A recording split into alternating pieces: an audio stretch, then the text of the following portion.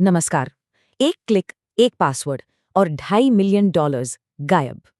ये सिर्फ एक हैकिंग की कहानी नहीं है, ये एक राष्ट्रीय संकट की कहानी है।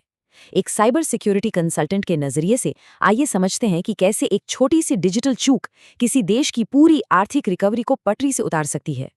तो कहानी शुरू होती है इस एक नंबर से, $2.5 मिलियन। और ये कोई छोटी मोटी रकम नहीं है, ये श्रीलंका के इतिहास में किसी भी सरकारी संस्था से हुई अब तक की सबसे बड़ी साइबर चोरी है। लेकिन बात सिर्फ पैसों की नहीं है, ये भरोसे की चोरी है और एक ऐसी गंभीर नाकामी है जो एक पूरे देश की अर्थव्यवस्था को खतरे में डाल सकती है। तो सवाल ये उठता है कि सिस्टम में इतनी बड़ी सेंध आखिर लगी कैसे? चलिए, इस विश्लेषण के पहले हिस्से में हम इस बात पर फोकस करते हैं कि असल में हुआ क्या था। तो आइए इस डिजिटल क्राइम सीन को जरा गौर से देखते हैं। निशाना था श्रीलंका का वित्त मंत्रालय और खास तौर पर उसका नया नवेला पब्लिक डेब्ट मैनेजमेंट ऑफिस।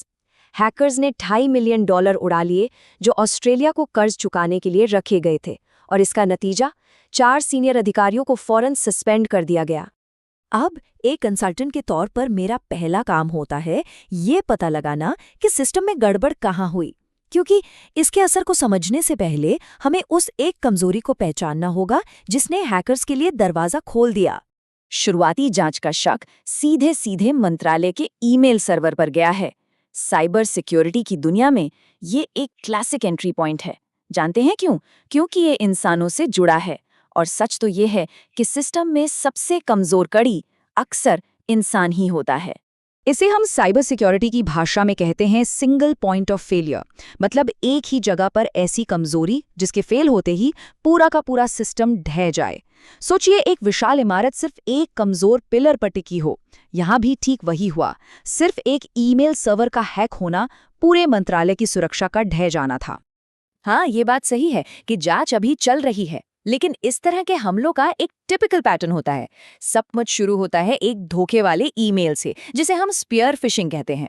कोई कर्मचारी अनजाने में अपनी लॉगिन डिटेल्स दे बैठता है, और इसके बाद हैकर्स सिस्टम में घुसते हैं और देखते ही देखते फंड्स किसी और अकाउंट में ट्रांसफर हो जाते हैं। ये साइबर हमलों की एक क्लासिक प्लेबुक है। तो अब तक हमने कैसे की बात की, अब जरा ये देखते हैं कि इसका असर कितना बड़ा है। और ये $2.5 मिलियन श्रीलंका के लिए सिर्फ एक रकम क्यों नहीं है। इस हैक की टाइमिंग देखिए, इससे खराब नहीं हो सकती थी।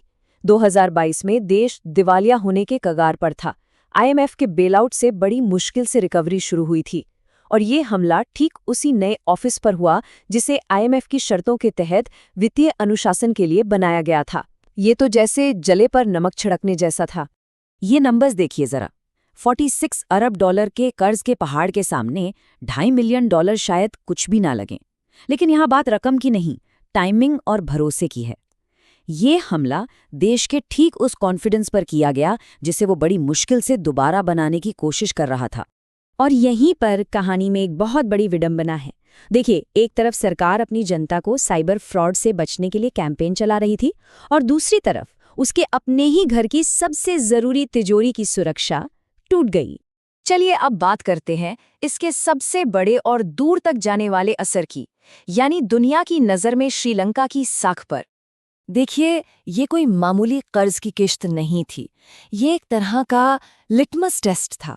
दुनिया को ये दिखाने का मौका था कि श्रीलंका के नए सिस्टम अब सुरक्षित और भरोसे के काबिल हैं, और उस टेस्ट में वो बुरी तरह फेल हो गए।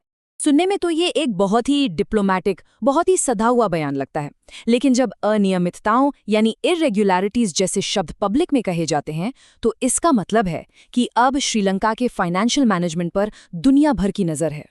तो एक कंसल्टेंट के तौर पर मेरा फाइनल रिस्क असेसमेंट क्या होगा?